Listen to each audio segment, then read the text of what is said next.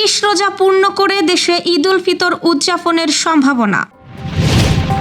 চীনা মুদ্রায় লেনদেন করলে হরমুজ দিয়ে চলতে পারবে জাহাজ।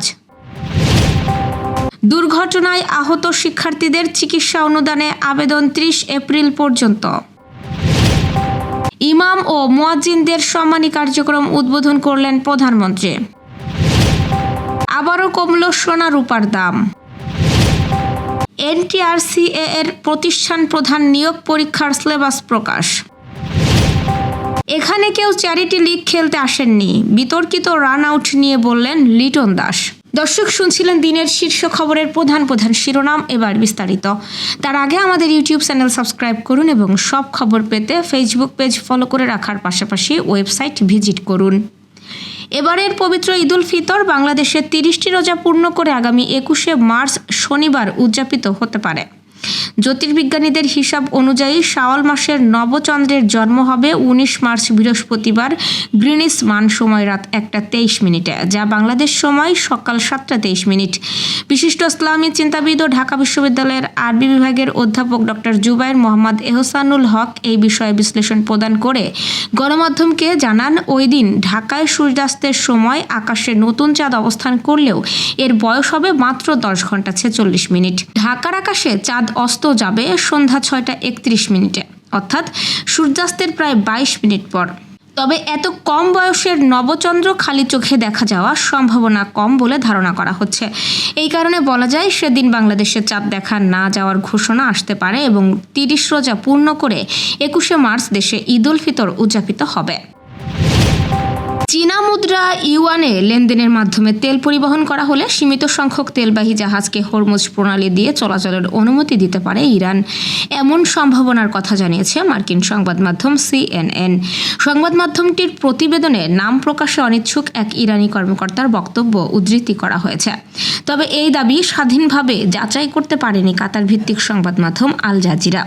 এই প্রতিবেদনে বলা হয়, ইরানের বিরুদ্ধে ইসরায়েল ও যুক্তরাষ্ট্রের হামলার পর কৌশলগত জলপথে তেলবাহী জাহাজ চলাচল নিয়ন্ত্রণে রাখতে তেহরান একটি বৃহত্তর পরিকল্পনা তৈরি করছে। এই প্রস্তাব সেই পরিকল্পনারই অংশ বলে জানা গেছে। বর্তমানে বিশ্ববাজারে অধিকাংশ তেল বিক্রি হয় মার্কিন ডলারে। তবে নিষেধাজ্ঞার মুখে পড়া রাশিয়ার অপরিশোধিত তেল সাম্প্রতিক সময়ে ক্রমে রুশ মুদ্রা রুবেল বা চীনা মুদ্রা ইউয়ানের লেনদেন হওয়ার প্রবণতা বাড়ছে। এদিকে বাজারের তথ্য বলছে, ইরানে মার্কিন ইসরায়েলি হামলার প্রেক্ষিতে মধ্যপ্রাচ্যে শুরু হওয়া যুদ্ধ পরিস্থিতিতে হু করে বাড়ছে তেলের দাম। দুর্ঘটনায় গুরুতর আহত দরিদ্র ও মেধাবী শিক্ষার্থীদের চিকিৎসা সহায়তা দিতে এককালীন আর্থিক অনুদান দিচ্ছে প্রধানমন্ত্রীর শিক্ষা সহায়তা ট্রাস্ট। এই সহায়তা পেতে আগ্রহী শিক্ষার্থীদের অনলাইনে আবেদন করার আহ্বান জানিয়ে বিজ্ঞপ্তি প্রকাশ করা হয়েছে। বিজ্ঞপ্তিতে বলা হয়েছে, 2025-26 অর্থ বছরে মার্চ এপ্রিল প্রান্তের জন্য এককালীন আর্থিক অনুদান প্রদান নির্দেশিকা 2020 অনুযায়ী এই সহায়তা দেওয়া হবে। আবেদন করতে হবে আগামী 30 এপ্রিল রাত 11:59 মধ্যে। নির্ধারিত লিঙ্কের মাধ্যমে চিকিৎসা অনুদান ম্যানেজমেন্ট সিস্টেমে প্রবেশ করে আবেদন করা যাবে।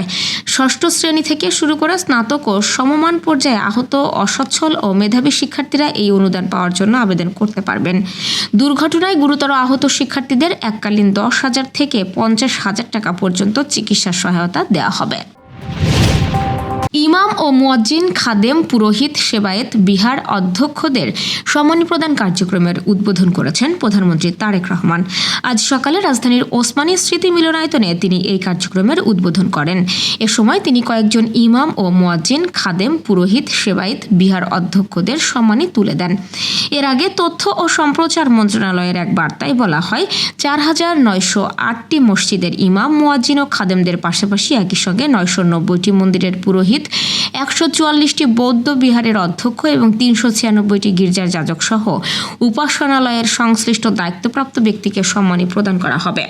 জনপ্রশাসন মন্ত্রণালয় সূত্রে জানা গেছে, পাইলট প্রকল্পের আওতায় প্রতিটি মসজিদের জন্য 10,000 টাকা নির্ধারণ করা হয়েছে, যা থেকে ইমাম 5,000, মুয়াজ্জিন 3,000 এবং খাদেম 2,000 টাকা করে পাবেন।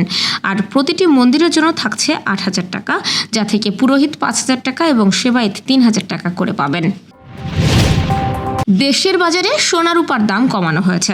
আজ সকাল 10টা থেকে নতুন দর কার্যকর হয় বলে জানিয়েছে Bangladesh jewellers association Bajus chairman doctor Dewan Aminul Islam Shahin সই করা বিজ্ঞপ্তিতে এই তথ্য জানানো হয়। নতুন দাম অনুযায়ী সবচেয়ে ভালো মানের বা 22 ক্যারেটের প্রতি ভরি সোনায় 2,683 টাকা কমিয়ে নতুন দাম নির্ধারণ করা হয়েছে 2,62,265 টাকা। 21 ক্যারেটের এক ভরি সোনা 2,50,368 টাকা। এছাড়া 18 ক্যারেটের এক ভরি সোনা নতুন দাম 2,14,617 টাকা নির্ধারণ করা হয়েছে। আর সনাতন পদ্ধতির প্রতি ভরি দাম নির্ধারণ করা হয়েছে 1,74,785 টাকা। 22 ক্যারেটের এক ভরি রূপার দাম 292 টাকা কমিয়ে নির্ধারণ করা হয়েছে 6,065 টাকা। 21 ক্যারেটের এক ভরি রূপা 5,774 টাকা, 18 ক্যারেটের এক ভরি রূপা 4,957 টাকা এবং সনাতন পদ্ধতির এক ভরি রূপার দাম 3,732 টাকা নির্ধারণ করা হয়েছে। অষ্টম এনটিআরসি এর মাধ্যমে বেসরকারি শিক্ষা প্রতিষ্ঠানে প্রধান শিক্ষক, সহকারী প্রধান শিক্ষক, অধ্যক্ষ, উপাধ্যক্ষ, সুপার, সহকারী সুপার পদে নিয়োগ পরীক্ষার সিলেবাস প্রকাশ করা হয়েছে। প্রকাশিত সিলেবাস অনুযায়ী মোট 8টি বিষয়ে 80 নম্বরের পরীক্ষা হবে। শুক্রবার বেসরকারি শিক্ষক নিবন্ধন ও প্রত্যয়ন কর্তৃপক্ষের ওয়েবসাইটে এই সিলেবাস প্রকাশ করা হয়। সিলেবাস অনুযায়ী বাংলায় 10 নম্বর, ইংরেজিতে 10 নম্বর, আইসিটিতে 10 নম্বর, মানসিক দক্ষতা ও গাণিতিক যুক্তিতে 5 নম্বর, বাংলাদেশ ও আন্তর্জাতিক বিষয়গুলিতে 5 নম্বর, প্রশাসনিক ব্যবস্থাপনায় 10 নম্বর, আর্থিক ব্যবস্থাপনায় 10 নম্বর নির্ধারণ করা হয়েছে। এর বাইরে মাধ্যমিক ও উচ্চশিক্ষা অধিদপ্তরের পরীক্ষার্থীদের জন্য সাধারণ শিক্ষা ব্যবস্থাপনায় 20 নম্বর, কারিগরি শিক্ষা অধিদপ্তরের পরীক্ষার্থীদের জন্য কারিগরি শিক্ষা ব্যবস্থাপনা ও কারিগরি শিক্ষা সংশ্লিষ্ট মৌলিক জ্ঞানে 20 নম্বর এবং মাদ্রাসা শিক্ষা অধিদপ্তরের পরীক্ষার্থীদের জন্য মাদ্রাসা শিক্ষা ব্যবস্থাপনা, আল কোরআন, হাদিস, ফিকহ, আরবি ভাষা ও ইসলামী শিক্ষায় 20 নম্বর নির্ধারণ করা হয়েছে। বেসরকারি শিক্ষা প্রতিষ্ঠানে প্রধান শিক্ষক, সহকারী প্রধান শিক্ষক, অধ্যক্ষ, উপাধ্যক্ষ, সুপার, সহকারী সুপার পদে নিয়োগে আবেদন শেষ হয়েছে গত 26 ফেব্রুয়ারি। এসব পদে মোট আবেদন করেছেন 86,445 জন। 100 নম্বরের পরীক্ষায় নিয়োগ হবে প্রধান শিক্ষক, সহকারী প্রধান শিক্ষক, অধ্যক্ষ, উপাধ্যক্ষ, সুপার ও সহকারী সুপার। এই নিয়োগ পরীক্ষা আগামী এপ্রিল মাসে অনুষ্ঠিত হতে পারে বলে জানিয়েছে বেসরকারি শিক্ষক নিবন্ধন কর্তৃপক্ষ। সিরিজের দ্বিতীয় ওয়ানডেতে পাকিস্তানের বিপক্ষে লড়াই করতে পারেনি বাংলাদেশ।